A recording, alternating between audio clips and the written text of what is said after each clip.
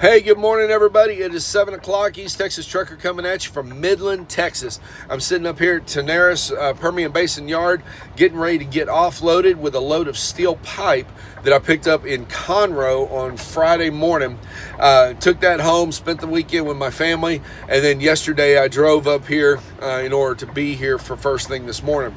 Now, sometimes your route and your timing can make it where you can see friends or family that you don't normally get to see or haven't seen in a while.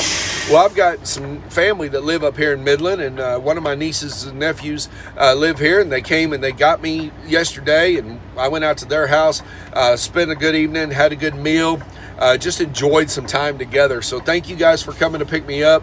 Thank you for the great food, and hope to see you guys again real soon. Love you guys. So I'm coming at you this morning, and I want to talk about a question that one of my subscribers raised. They said, how come when you're in traffic, you'll see a rig and there'll be this big gap between them and the cars in front of them? It doesn't make sense to me. Why don't they just get up there with the rest of the traffic? Okay, well, that gap that you see between the rig and the rest of the traffic is what's known as a safety gap. See, we can't stop on a dime. So we have to make sure that we give enough room for stopping distance. The problem comes when people see that as a free parking spot or a free maneuverability area. So we got people that come around us because we're going too slow. They jam into that safety gap, which this then means we have to slow down even more because we have to increase that gap. Because if the cars in front of us slam on their brakes and we don't have that safety gap, those cars in front of us just became a hood ornament. So that's why professional drivers out here, we put a safety gap between us and the vehicles in front of us.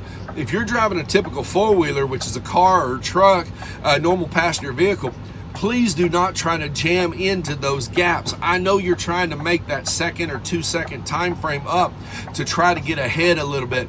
But when you do that, it creates more issues. It creates a backlash because now the trucker has to back up even more, which creates more backup behind him, all to make sure that he doesn't run into your trunk or the bed of your truck when you have to hit the brakes. See, we have to have that safety gap in there because we cannot maneuver these trucks like you can a car.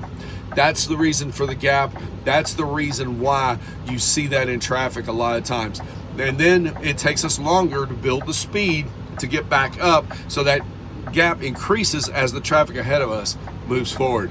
Thank you for the question. You guys have a great day. God bless you. East Texas Trucker out.